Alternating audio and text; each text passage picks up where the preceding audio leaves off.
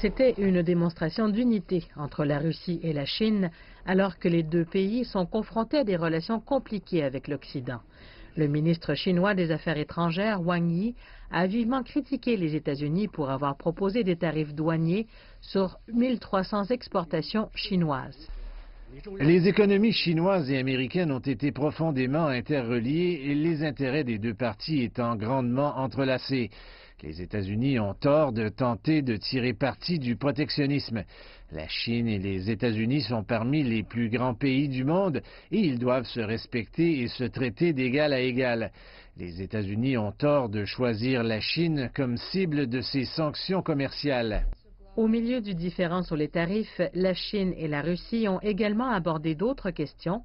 Les ministres ont discuté des efforts pour mener un soi-disant double gel concernant la RPDC, où ils persuadent Pyongyang de réduire ses essais nucléaires et la Corée du Sud de mettre fin à ses exercices militaires soutenus par les États-Unis. Les rencontres à Moscou arrivent en avance sur un sommet entre les deux pays de la péninsule coréenne le 27 avril. Avant cela, le ministre des Affaires étrangères de la RPDC, Roh Yong-ho, viendra en Russie rencontrer Sergueï Lavrov. Par ailleurs, la Russie est au milieu d'un autre problème diplomatique, celui de l'attaque d'un agent neurotoxique le mois dernier contre un ancien espion russe et sa fille au Royaume-Uni. Sergueï Lavrov a dit qu'il utilisera tous les moyens nécessaires pour protéger les intérêts russes. La proposition de Moscou de mener une enquête conjointe sur l'incident a été rejetée par l'Organisation pour l'interdiction des armes chimiques à La Haye.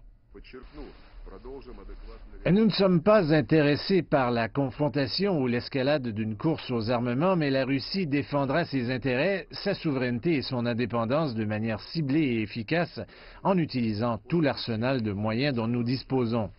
Et les experts disent que ces temps difficiles pour la Russie et la Chine ne font que rapprocher les deux pays. Quand il y a une période de confrontation ou une guerre froide entre la Russie et l'Occident, la Russie a besoin de la Chine. La Chine a aussi besoin de la Russie. C'est donc un intérêt logique et aussi un élément important de cette coopération. Et il y aura davantage de discussions sur le renforcement de la coopération militaire entre les deux pays. Les ministres des Affaires étrangères russes et chinois ont aussi profité de leur réunion pour discuter de la Syrie et de l'Afghanistan et préparer la visite d'État du président russe Vladimir Poutine en Chine en juin.